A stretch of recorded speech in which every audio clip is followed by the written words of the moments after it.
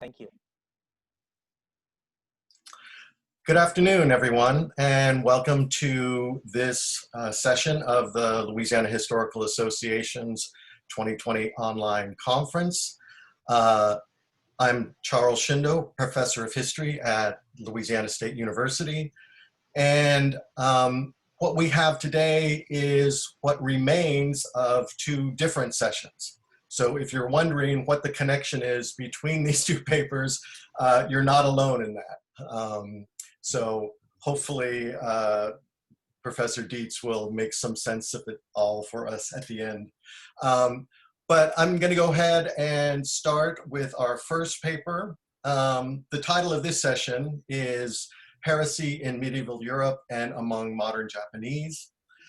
And our first presenter is Heather Duncan, a PhD fellow in history at the University of Illinois at Urbana-Champaign.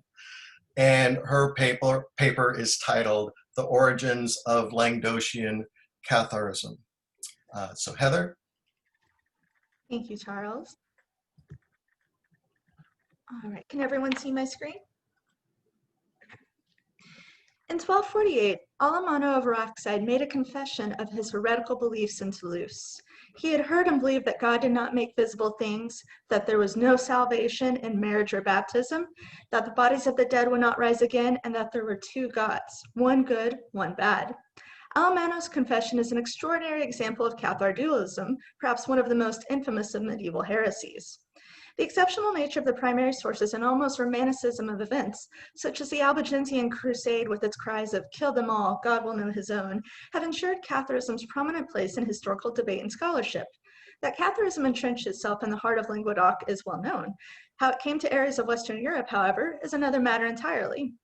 Theories on the origins of Cathars abound, though scholarly consensus has generally held that missionaries brought Bogomilism, the dualism of Southeastern Europe, to Western Europe, where it rapidly spread and developed into Catharism. Others insist that merchants traded their heresy alongside their wares, while some point to pilgrims and even troubadours as the carriers. Historians generally agree that Catharism first appeared in Languedoc in the 12th century, with the exception of a few who argue that the scattered heresies of the early 11th century mark its beginnings. The 11th century heresies were not dualistic, however, and several of the cases have heavy political undertones. The 11th century does, however, hold the key to the origins of Catharism, though not where most usually theorize. Pope Urban II called for the First Crusade at the Council of Clermont in 1095. This was a watershed moment for relations between the East and the West, and the result was an explosion of cultural transmission. Dualism in the West suddenly appeared after the First Crusade, and the areas it permeated happened to be the areas of Crusader recruitment. This paper argues that Crusaders on the First Crusade encountered Eastern dualism and subsequently transferred it back to their homeland in Languedoc. Pope Urban declared August 15th, 1096 as the official departure date for members of the First Crusade. What then to make of the supposed dualist heresies that occurred in the West in the early years of the 11th century? While often labeled under the umbrella terms Manichaean or dualist, upon closer examination, these heresies failed to live up to either classification. The 11th century incident most often cited as evidence of dualism occurred in Orleans in 1022, when a synod of bishops gathered to oversee a trial of 14 accused heretics, which included the cathedral canons, the former chaplain of Queen Constance, several laymen, and a schoolmaster. Unlike other contemporary accounts of heresy, the trial at Orleans is unique in that there are several sources available. A Catalan monk at Fleury by the name of John of Ripoll wrote of the events in 1023, in which he referred to the beliefs of the accused as heresia rather than Manichaean or even dualist. Another source with first-hand information was Andrew of Fleury, who described their beliefs only as wicked heresy. The Vita Sancti Theodorici and the Chronique de Saint-Pierre le Vif, accounts by two authors from Song, both referred to the incident as a great heresy that was unheard of and new. Rodolphus Glaber does not mince word in his view of the heretics, labeled them, quote, as more stupid and miserable than any of the ancient heresies, end quote. Paul of Saint-Père of Chartres wrote his account nearly 50 years after the incident. None of these accounts use patristic nomenclature such as Manichaeism, instead using simple descriptions such as wicked or great. According to Thomas Head, these men refrained from using patristic nomenclature not out of ignorance, but simply because none of the terms fit the heretics at Orleans. Adamar of Chaban, however, differs from the other sources, explicitly referring to the heretics at Orleans as Manichees. It is highly unlikely that Adamar used the term out of pure ignorance. Like other men, he was familiar with the Gregorian tradition, as well as De Duibus Animibus contra Manichaeos by Augustine of Hippo, who was himself a convert from Manichaeism to Christianity. He had even copied Augustine's De Heribus ad quod vult duum, though Michael Frassetto states that Adhemar significantly edited the work to fall in line with his own ideas of dualism. How widespread, then, was a Western dualist heresy in the first half of the 11th century? Adhemar's accounts are highly suspect for numerous reasons, and he is the only source to use the term Manichaean in reference to the 1022 trial at Orleans. While some historians have erroneously dismissed all heresy, including Catharism, as nothing more than a creation in the minds of religious orders or a means of political maneuvering, such arguments are useful when discussing the events of 1022. Hugh Capet's seizure of the throne in 987 set in motion the chain of events that culminated in accusations of heresy at Orleans to denounce and discredit a rival faction. This was not the only incident in the 11th century to meld religion and politics into a deadly combination. Only 6 years later, the son of the Count of Mem burned 4 women as witches at Angoulême in 1028 to cover up the murder of his father. The victims of Orleans and Angoulême were certainly the victims of political intrigue rather than devious deal makers with the devil. Most importantly, none of the 11th century heresies explicitly mentioned dualism, despite it being the integral element of Bogomil beliefs. Instead, it was not until the 12th century that the first true cases of dualism appeared in the West. Before addressing the ways in which dualism spread to Languedoc, the argument in favor of an indigenous origin for dualism requires examination. One of the primary problems with the indigenous theory is that there's simply no indication from primary sources that dualism arose organically and locally. Primary sources almost unanimously speak of an outside influence which led both Western laymen and cleric astray. The term Bulgar had originally described Bogomil heretics in southeastern Europe, but by the late 12th and early 13th century, the term came to denote Western heretics.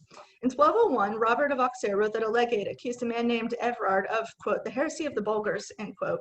Around 1213, William of Tudela composed his Chanson de la Croisade Albigeoise, in which he records that, quote, the Bishop of Osma arranged a meeting between himself and other legates with these Bulgars at Carcassonne, end quote. Durand of Huesca spoke of, quote, Eastern churches of heretics, including Bulgaria, end quote, in his writings on the Languedoc heresy in 1223. That same year, the papal legate Conrad of Porto used the term Bulgar when referring to the Albigensian heretics. Clearly, there was a transmission of beliefs, particularly dualism, from the Bogomils to the Cathars. Catharism appeared suddenly in the 12th century, and its dramatic entry supports its importation rather than homegrown nature. It is therefore important to discuss each theory of transmission. The most common theory of missionary activity as the root cause of Languedocian Catharism is also one of the most least likely. Catharism first appeared in Languedoc in the first half of the 12th century. Bogomilism appeared some 200 years prior, and if Bogomil missionaries were responsible for the spread, Catharism in Languedoc should have appeared long before the 12th century. The 12th century played host to a bevy of heresies apart from Catharism, such as the Waldensians, the Petrobrusians, and the Arnoldists, to name but a few. These groups drew an incredible amount of attention from panicked authorities, yet there is no account in any primary source of an Eastern dualist missionary in the West. That Eastern dualists were similar in appearance to Orthodox monks, as is often argued, is true, but that they passed unnoticed through Western Europe on this account seems untenable. Apart from southern Italy, there's no indication that Orthodox monks routinely traversed across Western Europe, and certainly not in large numbers. Likewise, Orthodox missionary activity looked almost exclusively to the east during the 11th and 12th centuries, and therefore Orthodox missionaries were unlikely to choose to journey to Western Europe where they would have been viewed as schismatics. The theory that dualism spread by means of pilgrimage did not suffer from the lack of numbers like the missionary theory, as thousands upon thousands flocked to the Holy Land in the 11th century. Pilgrims often traveled in large groups that were incredibly insular in nature, however, resulting in little cultural contact with others. Perhaps most importantly, pilgrims spent precious little time in one place as they traveled, since the goal was to reach the place of pilgrimage and then begin the long journey home as quickly as possible. Mass pilgrimage was prolific throughout the 11th century, and if they were the carriers of dualism, Catharism should also have appeared in Languedoc in that century. Pilgrims came from a wide geographical background, even as far away as Iceland, and as such, dualism should have appeared in such far-flung places. However, Catharism in Western Europe appeared only in Languedoc, Italy, France, the Rhineland, and Flanders. With both a lack of time and contact, pilgrims do not make convincing transporters of dualism. Both missionaries and pilgrims have incorrect timing if they were the carriers of dualism. Bogomilism gained traction in the 10th century, and pilgrimage dramatically increased after the destruction of the Holy Sepulchre in 1009. If they brought dualism to the West, it should have appeared long before the first recorded case in 1143. Troubadours also posed temporal problems, since they appeared well before Catharism and in areas beyond Cathar territory. Troubadours may have counted some of their ranks as Cathars, but the inquisitors never accused them of such, nor is there any indication at all that troubadours brought dualism from the East.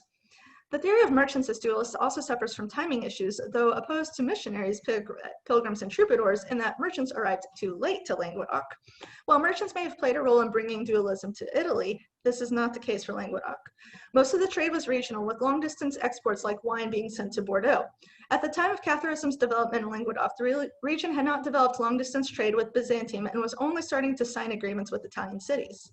While Venetian merchants had an established relationship with the Byzantines, even receiving a colony in 1082, Languedoc did not establish direct trade with the Byzantines until the 14th century. Languedoc did not have established mercantile relationships with Italian cities such as Genoa and Pisa until well into the 12th century, also lessening the likelihood that Italian merchants brought dualism to the area. It is therefore necessary to look to other sources of transmission, and crusaders fulfill all of the requirements. The timing is right, the numbers are there, the opportunities for contact with dualism exist, and most importantly, a primary source explicitly states as much. Anselm of Alexandria, a 13th century inquisitor, states crusaders brought dualism with them on their return home. Anselm's account provides a rare description of the origins of Cathars, which he traced from Mani in Persia to southeastern Europe and finally Constantinople. From there, the Greeks then transferred the heresy to the west, with Anselm explaining, quote, "Frenchmen went to Constantinople, intending to conquer the land, and discovered the sect. Increasing in number, they established a bishop who was called the Bishop of the Latins. Later on, the French who had gone to Constantinople returned to their homeland and preached, and as their numbers grew, set up a bishop of France. Because the French were originally led astray in Constantinople by Bulgars, throughout France these persons are called Bulgarian heretics," end quote. According to Anselm, the French brought the dualist teachings back from France and in the process established a separate religious tradition that competed vigorously with the Catholic Church in Languedoc in the 12th and 13th century. While Anselm is the only extant source that describes how dualism came to France, other sources corroborate its Eastern origin. The Cathar-turned-inquisitor Reinarius Sacconi placed the heresy's origins in southeastern Europe, as did Everwin of Steinfeld. Crusaders had multiple ways and channels by which contact with dualist heresies might have occurred. As the Crusades were a military excursion, the first place to look is within the armies. Alexius I offered a limited number of troops to aid the crusade, and there is evidence that heretics had breached the imperial army. While imperial aid to the Crusaders became a point of contention between the Greeks and Latins, the armies did serve together on several occasions. A Byzantine contingent fought with the Crusaders at the Battle of Dorylaeum following the fall of Nicaea in June 1097. From Dorylaeum, the Byzantine army led by General Tatikios continued with the Crusaders to Antioch. In the spring of 1101, Crusader armies, including men such as Stephen of Blois and Raymond of Toulouse, received another Byzantine contingent led by General Tacitus. There are cases of Latin mercenaries serving in the imperial army who joined the Crusaders when they arrived in Constantinople, such as Peter of Alifa. It is interesting to note that while the Cathars in Lombardy, Italy, were mitigated duelists like the Bogomils in Bulgaria, the Cathars in Languedoc were absolute duelists, perhaps showing a stronger Paulician influence. While the odds of Paulicians transmitting dualism to Crusaders in this manner slight, it is still worth noting. Unlike the previously described insular nature of pilgrims, necessity forced Crusaders into daily contact with a wide range of people. While out on a foraging mission in Asia Minor, 2 men from Robert of Flanders' contingent received food and rest from a monastery. The story ultimately highlights the miracles of the relics of St. George, and while there can be questions on the validity of the narrative itself, it does indicate that contact with foreign monasteries was common enough to remain plausible. Scouts of Raymond of Toulouse encountered a castle of Paulicians near Antioch, and according to the Histoire Anonyme, the Paulicians aided the men with surveying the area around the city. The importance of the route the Crusaders took to the Holy Land comes into play when discussing contact, as each of the contingents passed through the hotbed of dualism in southeastern Europe on their way to Constantinople. The obvious example of contact was the violent encounter between Bohemond and the Paulicians near Pelagonia. Other contingents passed through the heretical territory as well, and a group of Bulgars even joined Peter the Hermit's contingent near Niche. Peter's army then came to Philippopolis, a city that had long served as a stronghold of Paulicians and, according to Anna Komnena, harbored Bogomils as well. Godfrey of Bouillon's contingent also rested in Philippopolis. Raymond of Toulouse's army passed through Thessalonica, a city with heavy Armenian influence that housed both Bogomils and Paulicians. Robert of Normandy, Robert of Flanders, and Stephen of Blois passed through several dualist centers, including Bitolia, Ochrida, and Thessalonica. Anselm of Alexandria states that the Crusaders discovered the heresy in Constantinople. Therefore, while the potential channels of contact just mentioned are important to consider, it is far more likely that the Crusaders encountered dualism in Constantinople and the surrounding area. Many of the Crusaders and followers spent at least a month in the city, particularly around the Golden Horn area. The Byzantines had granted the Venetians a colony in this area in 1082, therefore providing a population that could navigate between languages. As smaller armies inside the five main contentions frequently shifted loyalties, moving from one leader to another, ideas could easily and quickly spread. Contact with duelists carries little momentum if the Crusaders had no interest in anything save material gain. Some have characterized the Crusades as nothing more than a land grab and quest for wealth, and therefore these men would have had little interest in religious beliefs. There were a notable few, such as Bohemond of Toronto, who wished to carve out a territory for themselves, but these men were an exception to the rule. The armies became infamous for plundering, but these incidents were largely foraging attempts due to lack of provisions, rather than attempts to find riches and booty. The costs of going on a crusade were enormous, and families pledged and sold property, shares of inheritance, and even entire lordships. Far more telling is the state in which the Crusaders returned home. The return trip from the Holy Land was expensive, and many arrived back in Western Europe penniless rather than wealthy, bringing back, quote, not riches, but relics, end quote. There is evidence that the people on crusade were willing to turn away from Catholicism even. Peter Jordan of Châtillon became sick while in Antioch and joined the Greek monastery of St. Paul, which received and tonsured him. There are also examples of knights who took a deeper interest in the discussion of theological matters. The Knights of the Mall family stand as a great example, as they frequently visited with the monks of their local prior for religious discussions. This hinders the argument that Crusaders paid little attention to religious doctrine and therefore had little interest in exchanging religious ideas. The theory of Crusaders does not rely on foreign carriers that would have stood out or caused suspicion as the strangers, such as missionaries, nor does it rely on these carriers infiltrating Western Europe through subterfuge, such as hiding behind the guise of Orthodox monks. These were simply people returning home to a familiar community.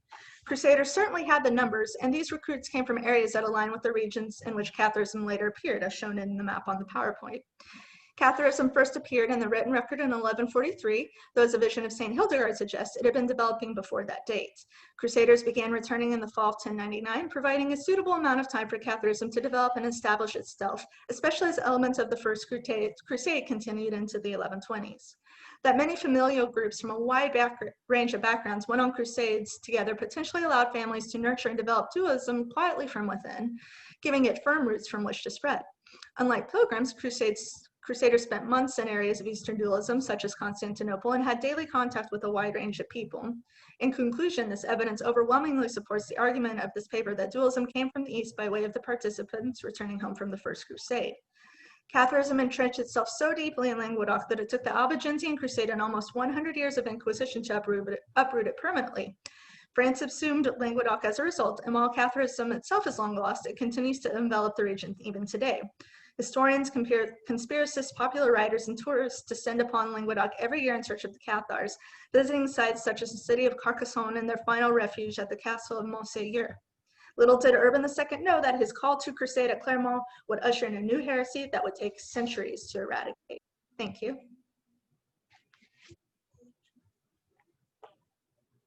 Oh, sorry there, I was muted. Thank you, Heather. Before we continue, I just wanted to let all the participants know that you can post questions in the chat section. We'll reserve all the questions for at the end of the presentations, but that's where you'll be able to ask those questions is through the chat function. All right. Next up, we have Andrew Traver, Professor of History at Southeastern Louisiana University. And his paper is titled The Role of Nicholas of Ligure in the Conflict Between Seculars and Mendicants at the University of Paris. Andrew? Thank you. And let me open with PowerPoint. Okay, good. What I'm going to do is I'm going to present some PowerPoints that supplement what I'm speaking about, because I assume LHA, many people may not be very familiar with medieval history. But the secular mendicant conflicts at the University of Paris in the 13th century provided a new phase in the relations between the two parties, as for the first time, the friars would have to take the offensive themselves in order to justify the novelty of their religious life. Resistance to the mendicant orders and their interpretation of the apostolic life before 1250 was isolated and sporadic and usually resolved by papal intervention. Complaints by the secular clergy against the mendicants' ministry arose intermittently, but these grievances had no coherent focus until the 1250s. And it's in this decade at the University of Paris that the secular masters of theology first assailed the role of the mendicants within the university structure, and then broadened the quarrel by challenging the friars' right to perform pastoral functions and by denouncing their conception of the religious life as a dangerous intervention. This change of tactic placed the mendicants in a position where they could no longer simply request papal intervention. Rather, it forced them to explain in systematic terms the purpose of their religious life, its conformity to evangelical doctrine, and their ability to teach and undertake the care of souls. And these are some of the main issues up here with the mendicant orders, and we can view them either as innovations or, as Francis of Dominic would have claimed, reinstitutions. Poverty, both individual and communal, an itinerant ministry of preaching, begging, and also will claim to be able to celebrate sacraments and perform burials, thus functioning as appropriate secretors or a parish priest. On 3 occasions in the 13th century did the University of Paris emerge as a defender of the secular clergy against the mendicant form of religious life. First, during the years 1255 to 1256, the secular theologian William de Saint-Amour forced the friars to defend themselves against the claim that they had subverted Christian doctrine. Okay, good.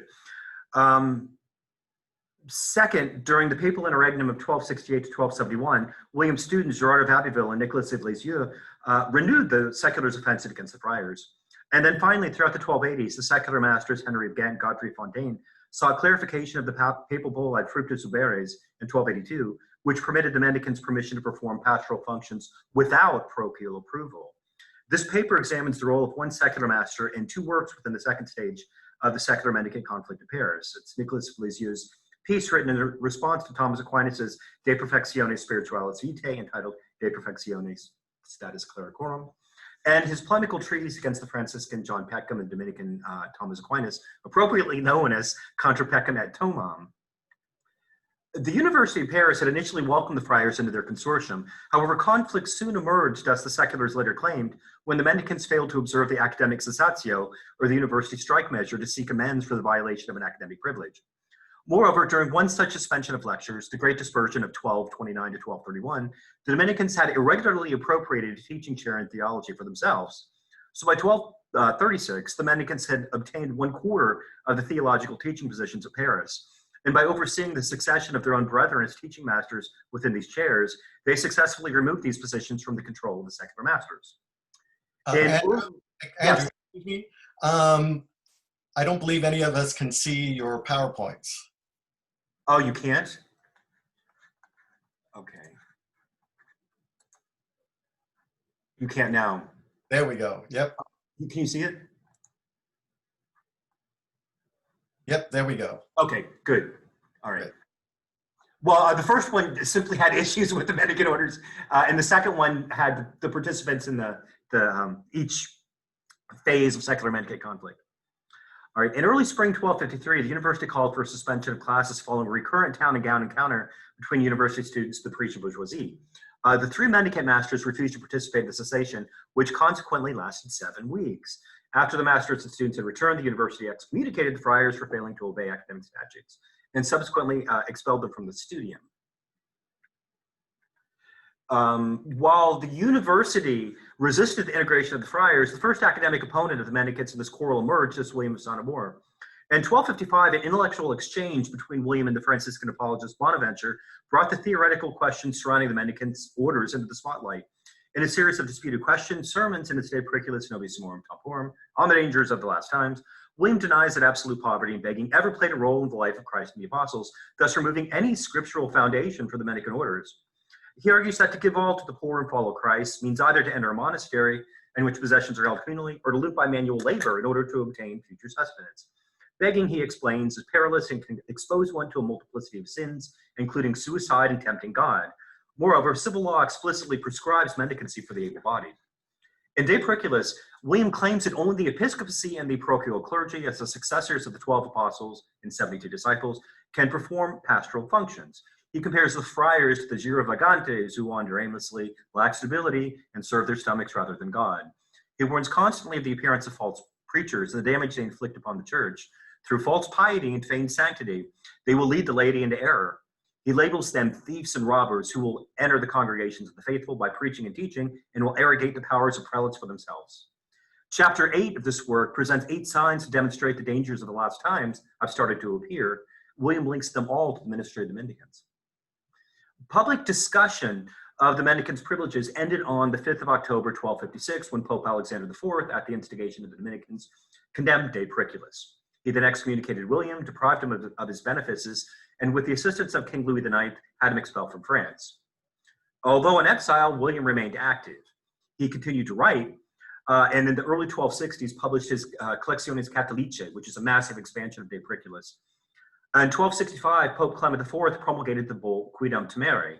This new privilege stated that all friars licensed by papal legates were no longer required to seek the approval of the local bishop before undertaking their ministry. 2 years later, a synod in Rheims severely restricted the friars' activities in that province. Pope Clement died on the 29th of November 1268, and the subsequent 3-year papal interregnum gave the secular masters a new opportunity to challenge the friars. Whereas William dominated phase 1 of the conflict, his students Gerard of Abbeville and Nicholas of Lisieux assumed their master's role in the second. The name Geraldinos, given to the secular theologians involved in the conflict, indicates the prominent role the former assumed in the controversy. In the case of Nicholas, despite Pope Alexander's prohibition, he remained in contact with William and appears to have written 2 of his works at the request of his former master. He also sent a copy of his treatise De Perfectione Status Clericorum directly to William along with a preparatory letter. Page 2. The opening salvo of this new assault on the friars was Gerard's sermon Postquam Consumati Sunt, preached at the Parisian convent of the Friars Minor on the 1st of January 1269. Gerard uses the opportunity of the feast of Saint Sylvester, celebrated the previous day, to discuss the donation of Constantine to justify ecclesiastical wealth, designating those who possess nothing and claim perfection as heretics. The Franciscan conception of evangelical poverty, he argues, is simply a thinly veiled attack on church property. He uses the loculus, or the apostolic purse, as proof that Christ and the apostles maintained common possessions. Moreover, Gerard concludes that the culminant apex of ecclesiastical dignity and perfection rests not in the complete renunciation of possessions, but rather in the office of pastoral care and the administration of the church's wealth.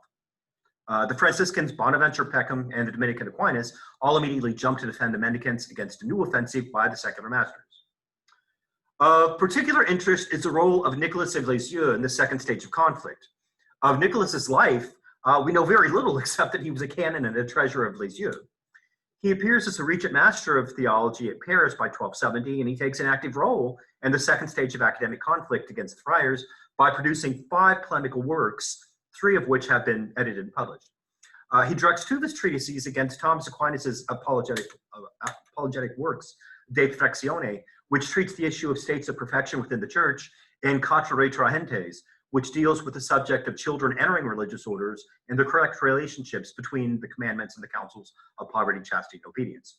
Nicholas's other 3 extant works challenge positions held by Aquinas and the Franciscan John Peckham in the latter's disputed question on evangelical perfection. Nicholas's earliest known work is De Perfectione Status Clericorum, published in 1270. It's a response to Aquinas's on perfection. This monumental work, consisting of over 100 folios of text, never, judging by extant manuscript evidence, produced the same level of interest as did Thomas's work. While Aquinas' De Perfectione survives in 118 partial and complete manuscripts, Nicholas's De Perfectionis extended one, and today remains unprinted. The manuscript actually was destroyed during World War II, so all we have now is a bad microphone from the 1930s. Although it is his earliest work, it is also his most comprehensive, treating most of the issues that will reemerge in his later polemical pieces, such as the states of perfection within the church, the relationship between councils and mandates, whether children may take a vow to enter religion, voluntary poverty, of course, and mendicancy. Nicholas divides De Perfectione into a collection of 3 books and contends that perfection consists in the administration of church wealth and pastoral care, citing the Levites as the model for the priesthood. Whereas Aquinas had concluded that parish priests, curates, and archdeacons are not in a state of perfection because they lack the permanence of stability of either consecration or religious profession, Nicholas quotes Pseudo-Dionysius at length to argue that bishops, priests, and deacons are in a state of perfection, and that the imposition of hands upon all 3 at the time of their ordination attest to the perfect state. Perfection, Nicholas argues, involves the possession and administration of ecclesiastical wealth. Thus, prelates are a greater state of perfection within the church since they conform to the model set by Christ. Nicholas's strategy in De Perfectione is to show that Aquinas had contradicted himself throughout his work, noting that he occasionally treats the renunciation of temporal possessions as perfection per se, then later simply addresses them as a via perfectionis, a way of perfection, or an instrumentum perfectionis, an instrument of perfection. So is therefore absolute renunciation a perfection, a path to perfection, or simply an instrument of perfection, such as fast, vigils, and the meditation of Scripture? Furthermore, Nicholas notes that Thomas had addressed the threefold vow of poverty, chastity, obedience as perfection. Nicholas expressly takes aim at Aquinas' admission that prelates may dispense the faculties of the church without any diminution of their perfection.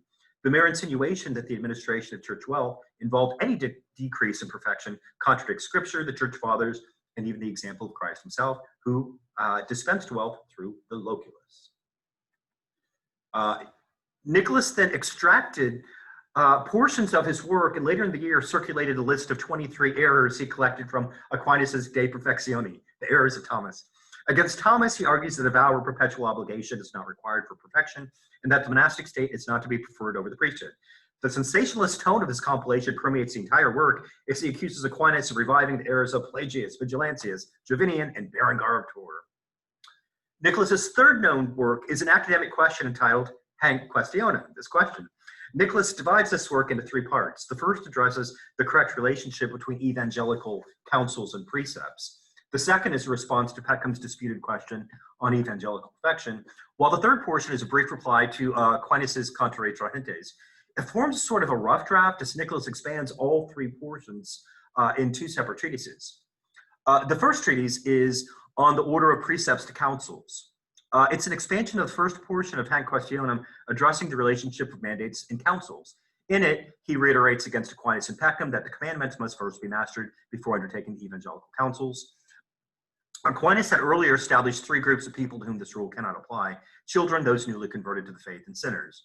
Aquinas had affirmed that the observance of the commandments and counsels are ordained to the same goal, the love of God and the love of one's neighbor. Arguing that the precepts can more easily and more perfectly be kept by means of the counsels, Aquinas had concluded that through the counsels, men can attain the perfect love of God and their neighbor. In early 1271, Nicholas revised and augmented the latter two sections of Hanc Questionem to produce his final work known as Contra Peckham et Thomam, against Peckham and Thomas. The bulk of this latter work consists of a point-by-point refutation of Peckham's conclusions about absolute renunciation in on evangelical perfection. Nicholas reports a position of Peckham, identified as oppositio, and then counters it in response, either responsio or replicatio. Then about 1/6 of the text comprises a repudiation of a miscellany of Aquinas' positions, found mainly in Contra Trahentes, but also in De Perfectione. Nicholas identifies both of his opponents in the text. The incipit for the first section against Peckham reads, Responsio questione fratris Johannes de Peckham de ordine fratrum minorum. In the second section against Thomas, the incipit reads, Responsio questione fratris Tome de Aquino de ordine fratrum predicatorum. Although throughout this portion of the text, Nicholas usually refers to Thomas as iste, or occasionally iste magnus magister. Thomas was a big guy. This text survives in 4 manuscripts. Against Peckham's claim that the perfection of evangelical poverty is to relinquish all possessions, Nicholas asserts that perfection rests in simply abandoning private goods while maintaining common ones or performing manual labor. Communal possessions prevent us from begging and follow the example of Christ himself, who never begged and indeed maintained common possession through the loculus. Nicholas counters Peckham's assertion that renunciation liberates one from worldly concerns by claiming that complete renunciation actually increases our involvement in temporal matters, as one will become anxious about procuring the necessities of life. Peckham cites the papal approbation his order has received from Pope Alexander IV concerning complete renunciation and begging, and highlights the pontiff's use of the phrase, they beg in the highest poverty. Nicholas provides a roster of citations to show that Christ and the apostles maintained communal possessions and never begged. He then cites the passage Galatians 1:9, if anyone preached to you a gospel contrary to that which you have received, let him be anathema. Nicholas proceeds to speculate which would be worse, to be anathematized by the apostle or to contradict the Pope. He then reiterates Francis's dictum that the brothers had no possessions, but conjoins it with Pope Gregory IX's bull Quo Elangati, which relaxed the rule by allowing the Franciscans access to non-begged goods via an agent. Nicholas explains that Alexander's bull extolling the friars' poverty is to be interpreted within the context of Quo Elangati, that they observe the highest poverty but maintain a limited use of goods. Nicholas flatly claims that to retain no possessions with respect to food is simply a heresy of the Manichees. He later states that Peckham's assertion that temporal possessions are impediments to perfection likewise seems to be a revival of Manichean heresy. Nicholas questions Peckham's insinuation that complete renunciation is more perfect than administering church property simply by noting that the Pope, as the supreme administrator of the church, himself dispenses church wealth. Should this be interpreted as an impediment to his own evangelical perfection? Peckham provides an 8-fold explanation of how evangelical poverty aids us. This discussion forms the core of his solution to this question.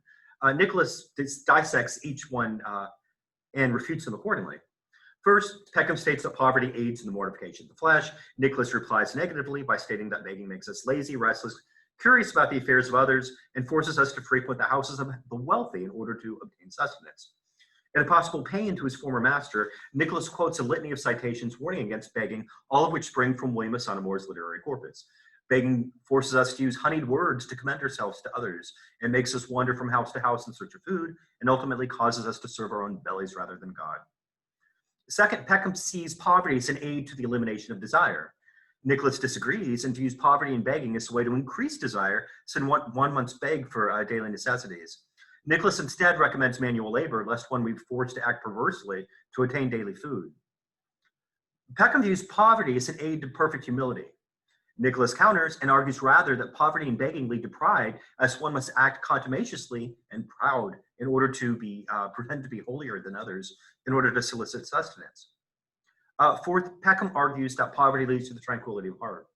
Nicholas agrees, but only on the condition that this poverty is mitigated by communal possession and if one dispenses ecclesiastical wealth. While Peckham views voluntary poverty as a rediscovery of innocence, Nicholas interprets it as a fast track to sin. Poverty, Nicholas explains, means maintaining the necessities of life, lest we want, are cold, and are hungry and thirsty. In countering Peckham's claim that the Franciscans and Dominicans use poverty to illuminate the world, Nicholas states, while the preachers and the miners are conjoined in begging, they disagree greatly over the issue of poverty. For the preachers, the Dominicans, interpret the poverty of evangelical perfection as consisting in the common possession of goods. This view is greatly at variance with those who affirm to have no possessions, either communal or privately, the Franciscans. Nicholas here is repeating a position of Aquinas presented in De Perfectione, in which the Dominican identifies the counsel of poverty as a means to perfection, the via perfectionis, and not simply perfection in itself. By interpreting poverty as a means of perfection rather than a basis for perfection, Thomas makes a radical break from the Franciscans and helps spare his order the debilitating debates over this issue that so plagued Franciscans. While Peckham differentiates between the use and possession, or use and dominion of possessions, Nicholas remarks that only a fool would believe such a distinction. When Peckham discusses the origin for the Mendicant orders and mentions Benedict as an inspiration, Nicholas agrees and states no one would doubt their divine inspiration. However, he also states that the apostles, martyrs, and many others who maintain common possessions also received divine inspiration. He continues by noting, perhaps in another paean to William, that the dangers of the last times are approaching, and the apostle had warned of hypocrites and pseudochrists. They will be slanderers, profligates, and enemies of everything good. While Nicholas states that this prophecy in no way relates to Dominic and Francis, he does, however, emphasize that there's been much dissension in the church since the creation of these orders over the issue of common property. For the Dominicans, following the rule of St. Augustine, allow it, while Francis explicitly prohibited it. Nicholas then turns his attention to Thomas Aquinas, and he reports a position presented in Contra Re Gentes, in which the Dominican noted that Jovinian had compared marriage to virginity, and Vigilantius had compared the distribution of alms to the abdication of all possessions.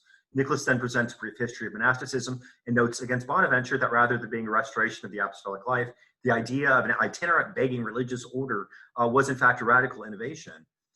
In fact, Nicholas again notes that the rule of St. Augustine prescribed by Dominic stipulates common possession.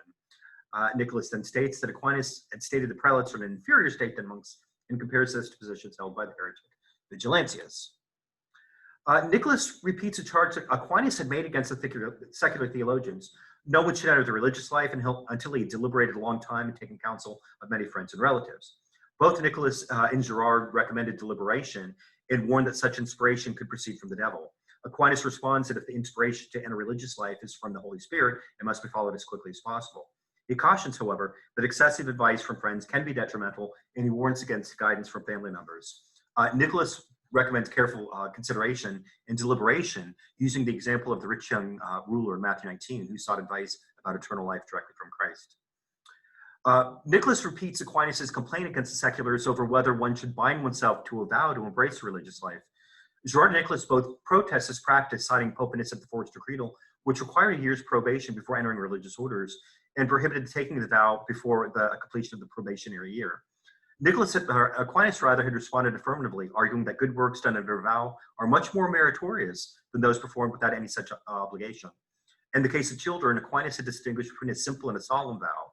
The simple vow is a promise to enter religion at a later date. Such a vow can be invalidated by mental deficiency, children who have not yet attained the age of reason, or dependent status such as slavery. While parents can make a vow for the children, the child, upon reaching the age of puberty, may accept or reject it. The debate had entirely frustrated Thomas Aquinas, as he uses very unusually strong language, claiming to state that it is wrong to receive children in religion is diabolical. Later, he asserts that to say that those who are bound by an oath or avowed in a religion are not required to do so is manifestly heretical. The election of Pope Gregory the 10th in September 1271 ended public discussion of the theoretical aspects of mendicant orders. Gerard and William died the following year, and presumably Nicholas did shortly thereafter. The significance of these debates, however, resonated throughout the 13th century and beyond. In 1282, Pope Martin IV issued bull et fructus oberis, which gave the mendicants the right to preach and hear confessions without episcopal permission. French prelates sought clarification of this new bull and how it pertained to the Fourth Lateran Council's canon Omnis Utriusque Sexus, which prescribed annual confession to a parish priest. In this new conflict, the Parisian faculty of theology initially remained uncommitted, although several secular theologians sided with the French episcopacy and solicited modification or revocation of this new bull. Several synods were held throughout France to treat the issue of this bull, while bishops and theologians alike requested authoritative interpretation of it. In the year 1290, the papal legate Cardinal Gaetani, the future Pope Boniface VIII, refused to revoke the bull, ruled against all the French synods, and infamously suspended the secular theologian Henry of Ghent from teaching. 10 years later, however, Pope Boniface VIII promulgated the bull Super Cathedram, which ultimately required that the mendicants seek diocesan permission before performing pastoral care. Nevertheless, due to the pro-mendicant policies of the papacy in the 13th century, the University of Paris began looking away from Rome and towards the French crown for institutional support. The university supported King Philip IV in his conflict with Pope Boniface, thus beginning what scholars have interpreted alternately as the beginning of the Gallican or the Conciliar movement. Thank you. Oh, I did it again. I forgot to unmute. Thank you, Andrew, very much. Our third paper is by Jake Yount, who has an MA in history from Southeastern Louisiana University. And his paper is titled Bushido Abandoned Allied Prisoners of War Under Japan. Jake? Can everyone hear me? Okay, good. I don't have a PowerPoint, so I'm just going to go right into it. The Pacific Theater of the Second World War represents some of the most brutal combat ever seen in human history. The Allied soldiers who fought in the Pacific Theater and the civilians who witnessed the war commented heavily on the Japanese military's knack for barbarism, both in and outside of combat. The Japanese treated their enemies as subhuman, and that goes double for those unfortunate enough to be captured by the Japanese. The mistreatment of the Allied POWs in the Pacific is infamous. The Bataan Death March became the definitive moment in history that clearly defined the sheer brutality and inhumanity of the Japanese POW program. However, less is known about how the Japanese, a nation that restructured itself on the ideas of Bushido, evolved into this way of treatment. The failure of fair treatment is due to the distortion of the Code of Bushido, an ancient code of honor that started in the Edo period and gained resurgence following the Meiji Restoration. The blurring of Bushido directly brought about the abuse of the Allied soldiers and civilians captured by the Japanese after their conquest of the South Pacific. The foundation of modern Bushido began shortly after the Meiji Restoration of 1868. Japan reformed as a solitary nation ruled under one emperor. Whoever sat on the throne maintained complete control of Japan, including the military. During this transitionary period, Japanese writers formed what they believed to be the ideal foundations of modern Bushido. Japanese writer and politician Ozaki Yukiko spearheaded this movement with his articles and books. Yukiko spent a great amount of time abroad, particularly in England, the pinnacle of the civilized world, as he proclaimed. The main thesis behind Yukiko's Bushido argument called for the men of Japan to act as, quote, bushis, meaning gentlemen. Yukiko believed that action should define a man's character rather than his wealth or societal status, and that honor should be held in the highest regard. Some aspects of Yukiko's writings are clouded by the racist views of the time.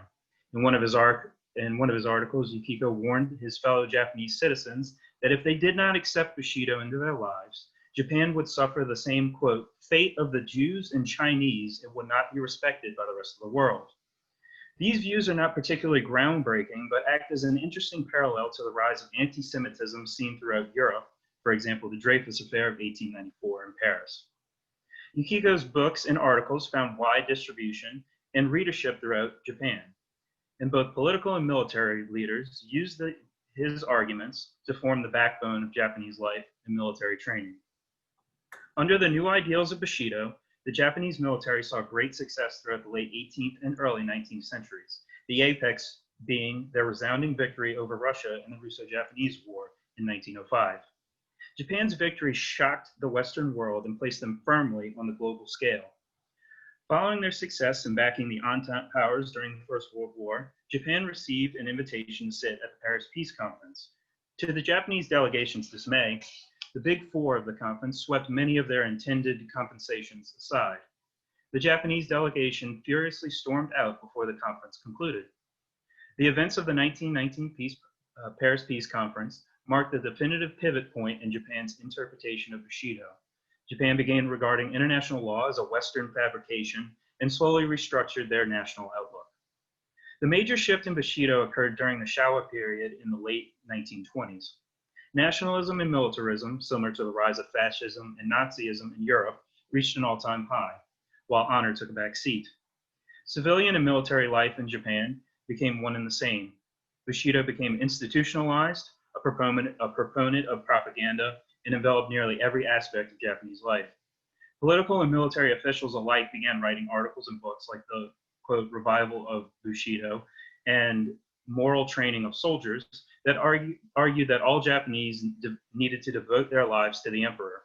Schools also received books touting the new form of Bushido like Noze Hokai's patriotic readings for youth.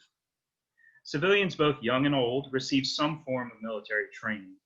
The rise of militarism led to the Japanese invasion of Manchuria in 1931 and the establishment of the Japanese puppet state of Manchukuo.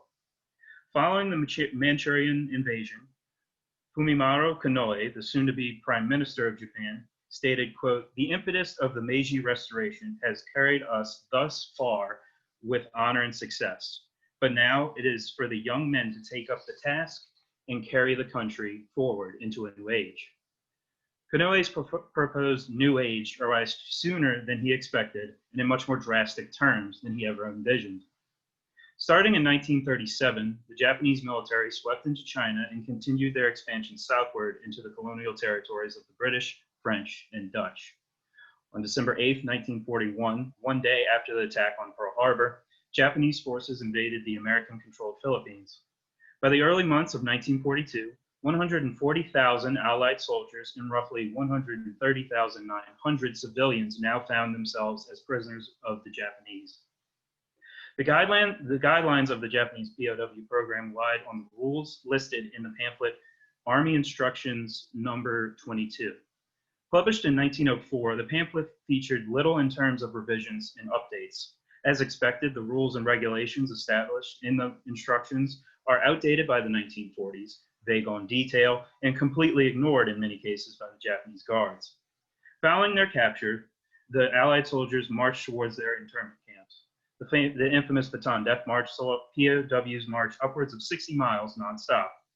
The POWs marched in formation, and anyone who fell out of line, tried to run, or passed out from exhaustion was beaten or killed. The Death March served as the first in a breadth of harsh lessons to come for the interned Allies.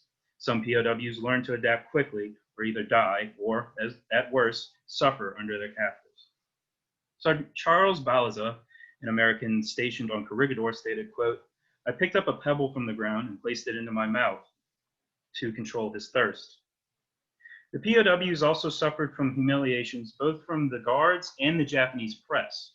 Japanese war reporter Arashige Hindo, after witnessing the fall of the Philippines, stated, quote, "As I gaze upon these crowds of surrendered soldiers, I feel as if I am watching dirty water run from the sewers of a nation whose origins were mongrel and whose pride has been lost. Japanese soldiers look extraordinarily handsome, and I feel very proud to belong to their race." Morale, both within the ranks of the former Allied soldiers and among the civilians, completely plummeted. Witnessing the immense destruction and death that surrounded him, British Second Lieutenant Lewis Baum opined, quote, "So it is all over. Prisoners, defeated, we feel let down, rather. Was it Churchill or Roosevelt who said, Hold on until February 15th, and the skies will be darkened with our planes. Yes, they are dark, dark with the thick black clouds gushing from the blazing petrol dumps and the acrid smoke of many fires burning in the town and docks. It seems incredible that we are finished. That is all over now. Life in the camps varied depending on the location and efficiency of the Japanese military personnel. The former soldiers slept on old cots with mosquito nets, while most civilian POWs slept on actual beds. Every camp possessed sleeping quarters, a mess hall, and some type of hospital. However, the quality of the medical treatment given at each camp varied wildly. The, quote, so-called hospital of Camp O'Donnell, quote, had patients lying in 2 rows on the floor, which was saturated with feces, blood, and vomit, all of which was covered with flies, stated Captain Mark W. Lofeld. For food, the Japanese guards served rice either 2 or 3 times a day, rarely featuring any source of protein. In the rare occasion, the allotted serving of rice featured some other form of food. Vegetables like sweet potatoes or squash often served as a side. A majority of the POWs suffered from malnutrition from both a lack of food overall and a lack of proper vitamins and nutrients in the small amount of food granted to them. This poor diet forced both the POWs and their Japanese overseers to improvise. In a camp located on Formosa, buzzards circled over the camp for several days. Suddenly, one morning, they mysteriously disappeared. The next day, the Japanese guards served up what they called, quote, duck soup. The POWs appropriately called the impromptu meal buzzard broth. The work performed by the POWs varied as well. Reveille began at dawn or an hour before dawn due to the Japanese using Tokyo time regardless of the location of the camp. The main workload consisted of farming, construction, and mining. The worst form of the work came with the construction of the Burma-Siam Railway in 1942 through 43. POWs assigned to the railway labor lacked proper tools to build the track and relied on flimsy sledgehammers and crudely packed gunpowder charges to break rocks blocking the intended path. At the start of 1943, the Japanese guards began to push the POWs even harder in order to see the completion of the railway as quickly as possible. The grueling work, terrible living conditions, and the harsh punishment of the Japanese guards led to the death of hundreds of POWs. As the Allied forces saw greater success in pushing the Japanese military back towards mainland Japan, the Japanese transported the POWs with them as they retreated. Hundreds of combatant POWs were packed onto former merchant vessels or outdated military ships on a course for the mainland.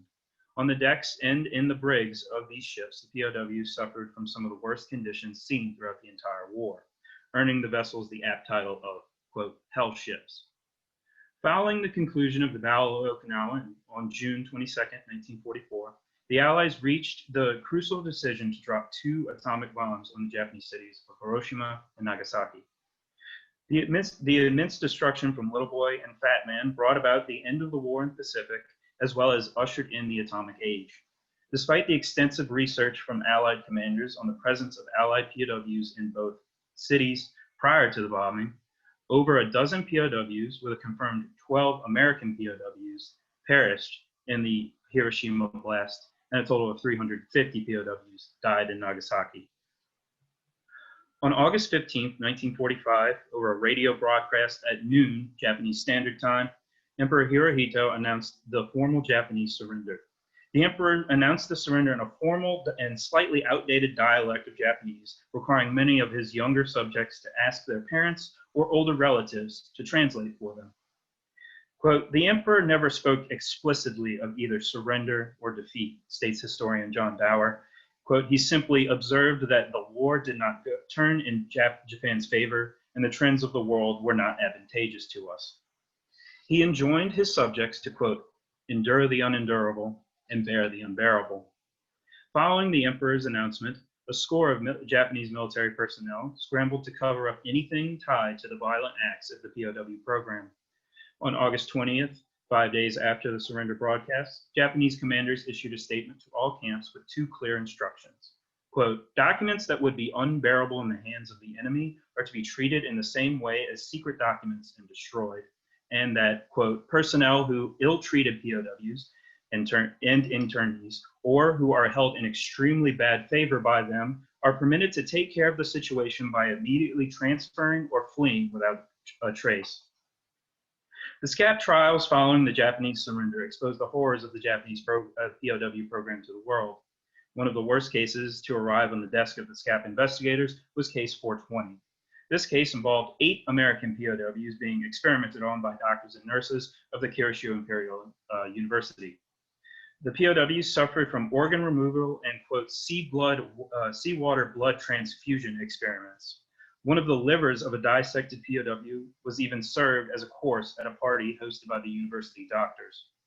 Following the investigation, the SCAP personnel placed everyone involved with the experimentation on trial. Justice never came for the slain POWs because by 1958, in order to save face and avoid a possible expose by the Soviet Union, all charges were dropped. This atrocity case, despite being nullified, revealed the truth behind the Japanese biological experimentation program during the war. The case also disproved a popular American government statement that said, quote, no American POWs suffered or died at the hands of the Japanese biological experimentation program. This particular atrocity case represents just that, a brutal realization of the terrible and inhuman experimentations performed by a desperate people and a failing military. Japan prided itself on its upbringing. Bushido, a code of honor and respect for the fellow man, formed the backbone of Japanese society and military. However, as time passed and Japan gained more influence into the world, the code of honor faded. By the 1930s, Japan became obsessed with militarism and national identity. The lines between society and military blurred. All that mattered was devotion to the emperor and expansion of the empire. Allied troops and civilians stationed and living in the Pacific suffered under their Japanese captors. Men, women, and children of various nationalities, ages, and faiths lived in what can only be described as absolute hell. Forced to work for their country, aid in their war effort, underfed and rife with disease, the POWs turned into shadows of their former selves. The POWs, lucky enough to survive, fought with the same bravery as those men fighting on the beaches of Normandy, on the volcanic sands of Iwo Jima, the sun-scorched deserts of North Africa, and the ancient streets of Anzio. Freedom did eventually arrive, but for many it was far too late. 53,000 combatant POWs and 14,600 civilian internees lost their lives in Japanese internment. Friends, families, and fellow soldiers, however, told their stories, making sure their spirit lived on and that the cruelty of the Japanese did not go unwitnessed. The post-war world came together to hunt down war criminals. The SCAP trials in Japan brought justice to the vicious captors of Allied troops. As is the case with the university experimentation trial, however, justice truly is blind. Thank you. All right, thank you, Jake.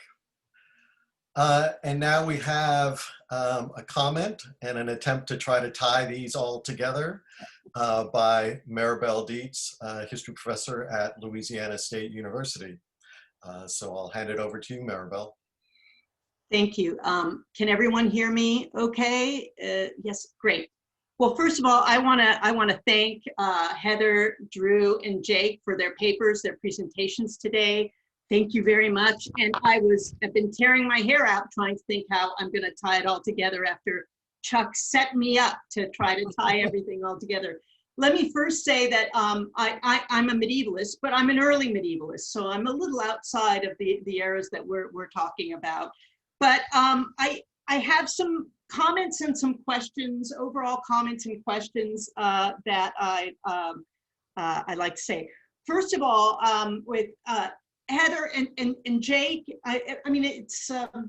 with Heather and Jake, your papers, very clear arguments, presentation of evidence, but arguments that are very, very broad, and then presentation of some specific evidence, and then trying to connect them in.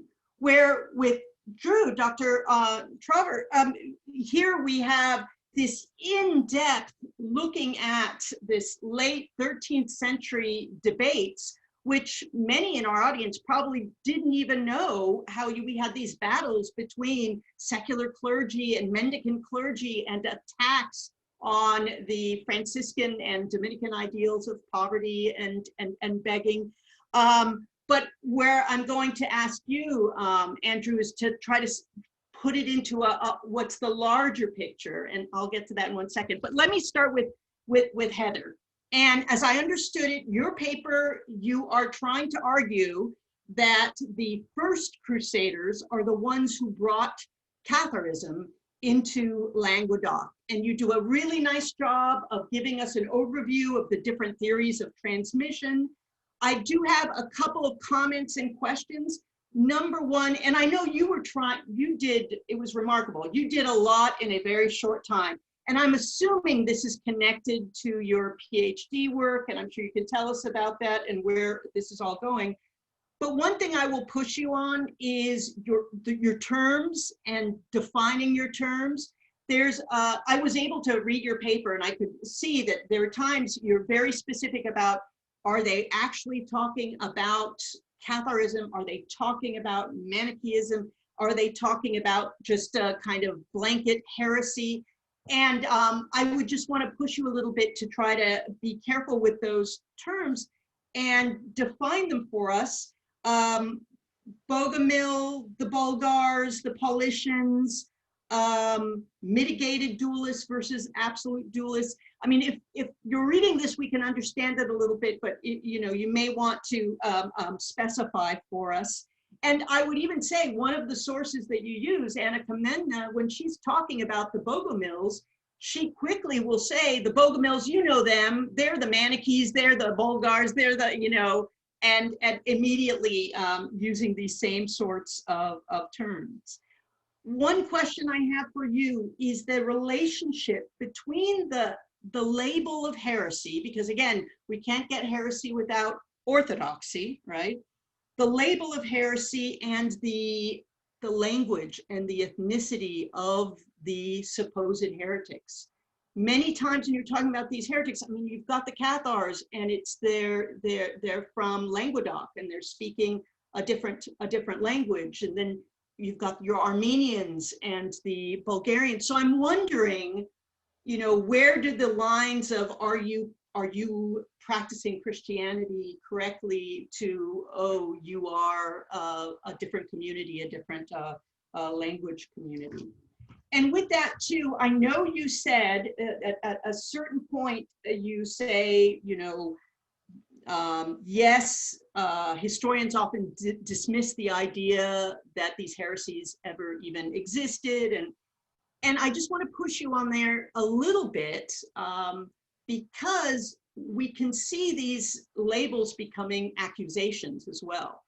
And even in Andrew's paper, I'm sure your ears went, I hear talking about accusations of being a Manichae, with, I guess that was Nicholas accusing the Franciscans of the, but so I would push you a little bit on that and perhaps a little more nuance there.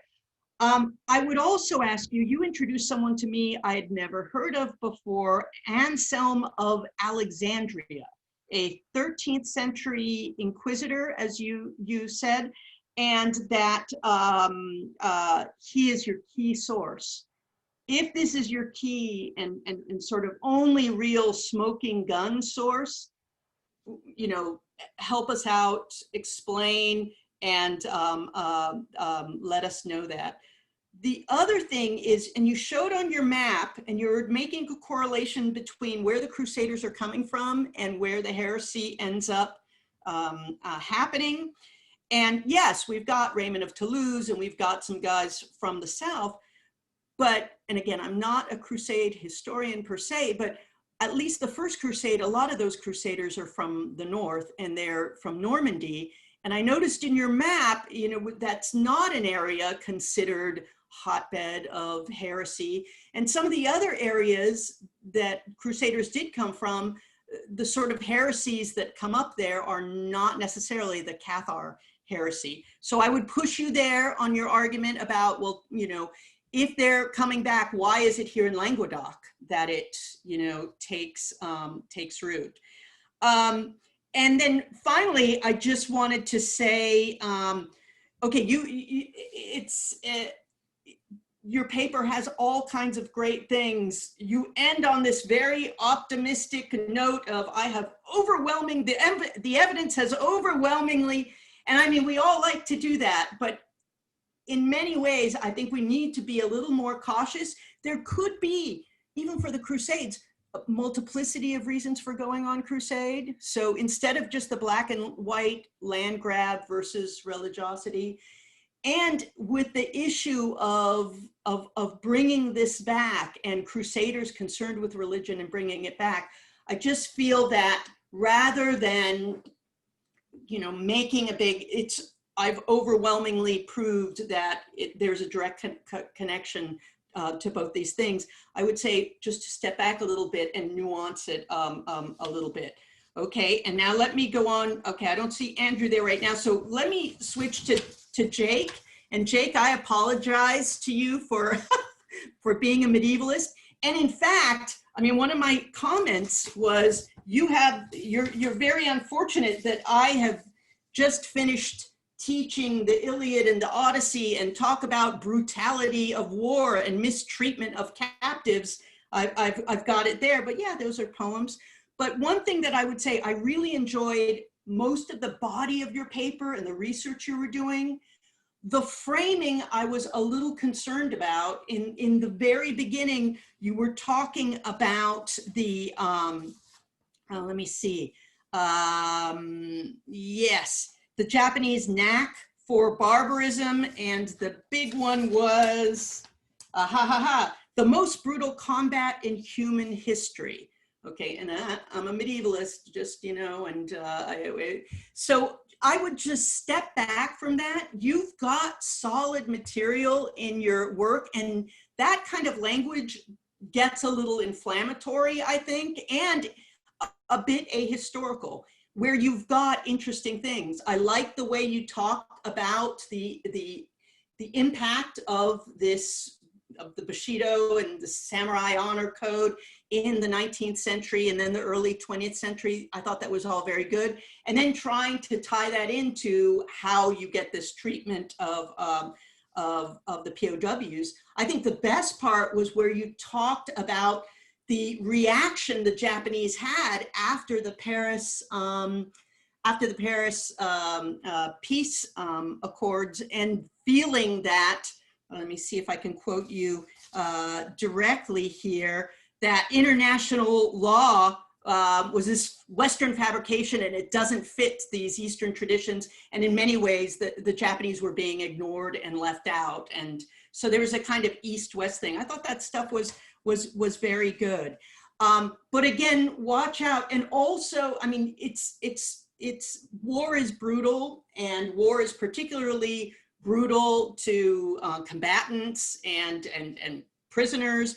But watch out, because by listing off the number of American POWs killed in the Hiroshima and Nagasaki bombings, it's as if you're then completely neglecting, you know, 200,000 plus civilians who were Japanese civilians who were killed in those bombings too.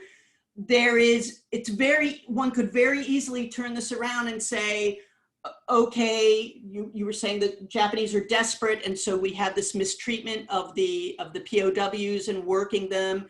But we also could say a desperation in dropping the bombs, or conversely, looking at the issue that you raised about a kind of racism and a connection with anti-Semitism, looking at, you know, Germany and the Holocaust, that being directed to civilian population. And so finally, I was just going to say something. Is Drew there? Did Andrew? Oh, Andrew had to leave.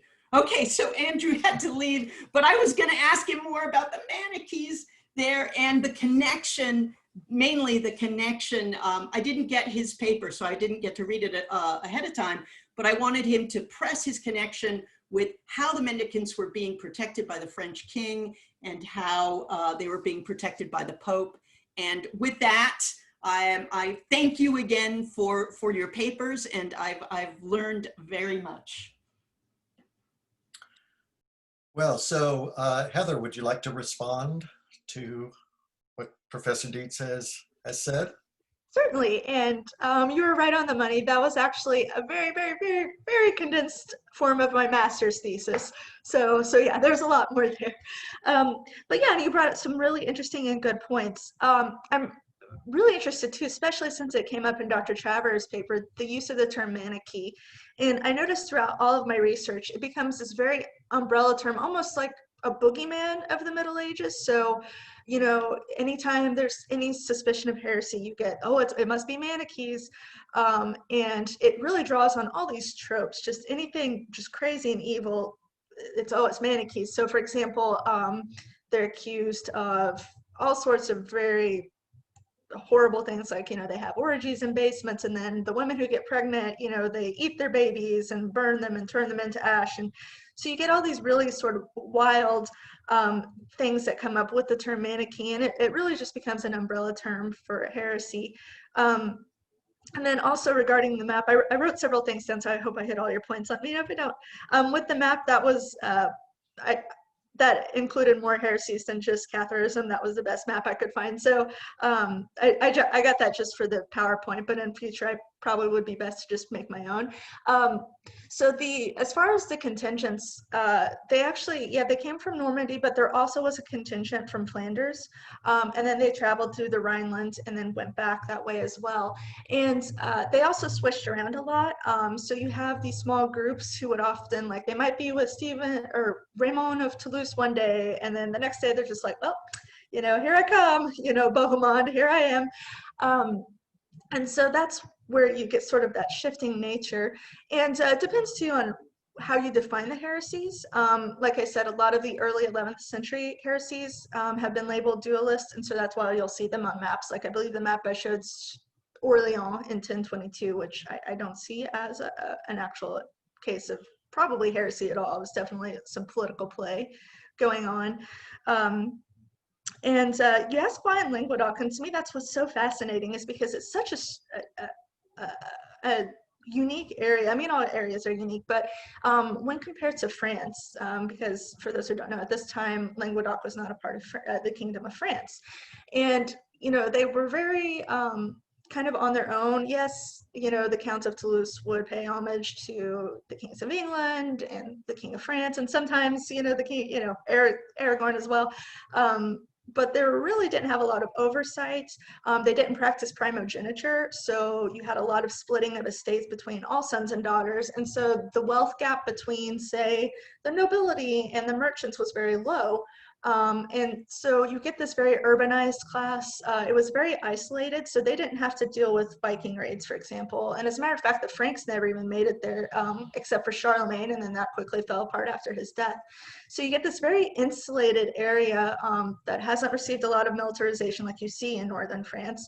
And so it's this very tolerant region. They actually were fairly tolerant of Jews in the area as well. So it's really just an area ripe to get some strange religious belief and really nurture, because there's not a lot of clerical oversight. They don't get along with the church. There tends to be a lot of anti-church rhetoric. So there's not a lot of oversight politically either. They're very tolerant. So it is really just this perfect storm waiting to happen. And one of the interesting things too about, well, was it a real heresy? That's sort of been a question, especially after a man by the name of Lerner, he deconstructed the heresy of the free people and showed, like, hey, this is just something that's been brought up in the minds of inquisitors and other political actors. And some people have argued that for Catharism, the fact that the inquisitors were comparing it to other heretical groups, trying to figure out exactly where these people went, has been used as an example that, no, these were actual, you know, this was an actual religious group. We do have religious doctrines from them. They're very few. So the main sources that I looked at were, you know, the actual Inquisition records. Other records include like papal bulls, letters of Bernard of Clairvaux, but then also the Cathar doctrine, which lines up very well with the Bogomil doctrine as well. So you can see that there is a connection there. And I'm sorry, did I miss anything else? Just the Anselm of Alexandria and who he is and Oh, okay. yes. Oh, okay, perfect. So yeah, he's very little information is out there on him. He wrote in the 1270s, so late 13th century. He was an inquisitor, and he's the only source that says anything about where they came from, or how it got to Europe, I should say.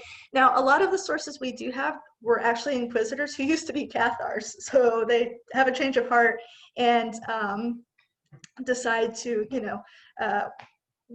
actually persecute their own people. And now what some of them will say, like Ranierius Sacconi, who was a Cathar and converted, he tells you, okay, it came from Southeastern Europe. And you hear that a lot. They'll say it's Bulgar, it came from the Bulgars.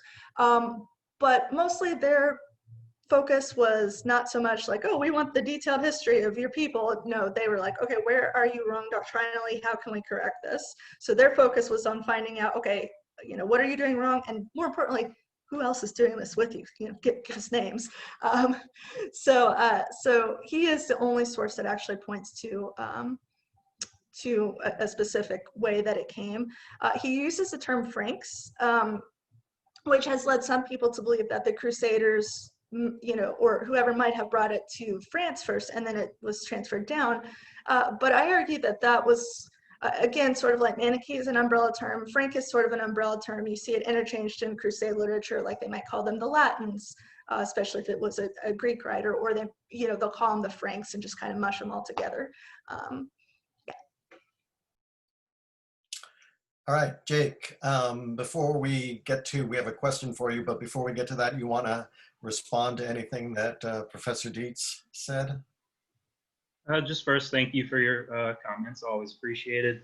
To the one where you said about focusing on, like, not just focus on the POWs during the atomic bombing, I did that mainly just because that's half of what this paper is focusing on. And when I said specifically Americans for Nagasaki, Hiroshima, it's because those 12 that passed in the bombing are the only ones that we know of, POW-wise at least. There still needs to be more research done to find out more, because I can assure you there was way more than just 12 Americans. But that's the only thing I wanted to point out. So. Well, we have a question from Jacob Gotro. Just wondering, why might the Army Order number 22 have been published in 1904, and how this affected its content? Okay. So that order was published in 1904 because right there is when the Japanese went into war with Russia, the Russo-Japanese War. They had a few instructions beforehand, Army doctrines such as that, because before, in the 19th century, they had the first Sino-Japanese War. They helped out in the Boxer Rebellion. But with the Russo-Japanese War, that is the first modern war that Japan finds itself in. So it needed to restructure its way of doing things, because that's when machine guns, beefed up artillery, the use of barbed wire, setting up more defensive style weapons as compared to offensive style weapons became more of a trend. So that's why, at least militarily, that's why they did it in 1904. And it just provided, on the other side of the coin, what to do if they got prisoners, how to maintain supply lines, set up field kitchens, typical military doctrine things that you find throughout military history in general. So. Okay, we have another question here. And this is from Winston Ho, who specializes in modern China and Chinese American history. And he asked, for us China historians, we covered Japanese atrocities in our undergraduate survey, so the topic is very familiar to us. We read Mo Yan's novel Red Sorghum about Japanese atrocities against civilians in Shandong province in one of my undergraduate classes, and Iris Chang's Rape of Nanking is required reading at the World War II seminar here at UNO. However, there is little agreement over why these atrocities took place. Are you familiar with John Dower's theory of the Pacific War as a racialized war of cultures? And do you disagree, agree, or have anything to add to this explanation for the nature of the war based on your research into either Bushido or the POW camps? Well, great question, great statement. I am familiar with John Dower's War of Cultures theory because I've read a good chunk of John Dower's work. He's a great historian who's done a lot of work on this area. His book, Embracing Defeat, is excellent for post-war Japan history. So I highly recommend that. As far as his theory of War of Cultures, I do somewhat agree with it, because if you think about the war as a whole, specifically the Asia Pacific theater, a lot of the soldiers on the Allied side have no knowledge whatsoever about Japan. They just see it as this strange land far off into the east, that they speak a different language, they have a different way of doing things.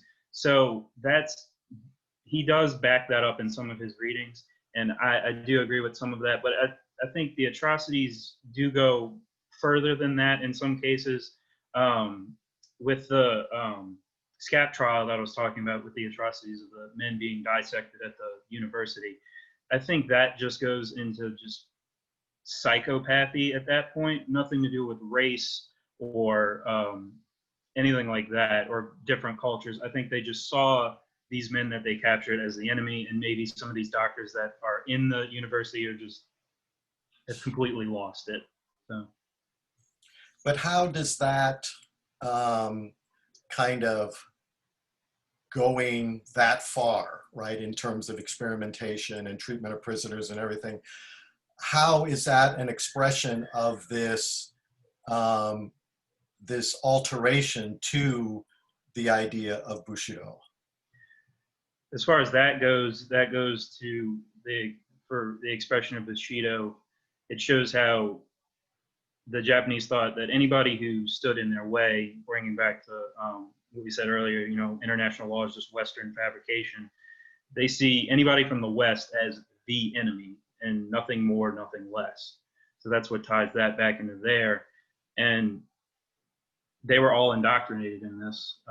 By the time the war kicks off, in Japan's case in 1937, this was part of their learning. This was part of their doctrine. This is all they know, basically, when it comes to military training, at least. But how is that any different than Americans viewing Asians as a threat, right? I mean, at this time, we have Chinese exclusion. We have immigration laws that restrict Asians from entering the United States because they're seen as a potential detriment to American society. So, you know, it seems like this is not just a Japanese philosophy that's being used in this war. It's happening on both sides. It's just that we don't have a name for it other than just kind of good old fashioned racism, right? Mm-hmm. But I mean, there's no kind of philosophical concept on the American side to kind of justify or rationalize the attitude, right? And it leads me to a question about the way in which you discuss how this idea basically gets abandoned and is replaced by militarism and nationalism, right? And it seems like it's not so much that this idea gets transformed and leads to militarism and nationalism, but that other circumstances, economic, political, international, all these other things are creating a situation where Japan needs to change if they want to compete, right? Mm-hmm. And they need to find some way of justifying that change in their culture, changing from the traditional values that they had to these more modern values. And so it seems to me like this shifting or change in these concepts is more a rationalization than it is a cause, right? And so I think, you know, one of the things that you can think about is kind of what does come first. Is it the ideas, or is it, you know, these changes that are happening in the economy and the society and in the politics? but that's just, you know, a kind of different way of thinking about the whole thing. Well, thank you. I appreciate that because that helps. Any different viewpoint I can get on research helps a lot. Just to step back real quick to what you said at the beginning of how on the American or Allied side of this, if you will, dealing with just flat out racism, because like you said, there's no real doctrine in place here. That's another thing that John Dower brings up in one of his books, War Without Mercy. He observes how the Japanese had a doctrine almost for this, but and he focuses more on America in his book. On the American side, the main things that drove their viewpoint on it of just straight flat out racism is, like I said, they didn't know anything about Japan, but also the huge amount of propaganda that was going on in America at the time. So you have to remember that as well. And I'm sorry if that didn't come across when I was presenting. I had to really chip away at the materials. All right, do we have any other questions or any other comments anyone wants to make? Nope. Well, then I think we can call this session or bring it to an end. I want to thank all our presenters, Heather Duncan, Andrew Traver, and Jake Yount, and Maribel Dietz. Thank you all for being here, and thank you all the other participants for being here and for your questions. I'll just note that there are going to be other sessions within the next couple of weeks, so stay tuned for those. And that all these presentations are being recorded and posted to the LHA's YouTube page, so you can access them all there. All right, so thank you very much, and have a good evening, everyone.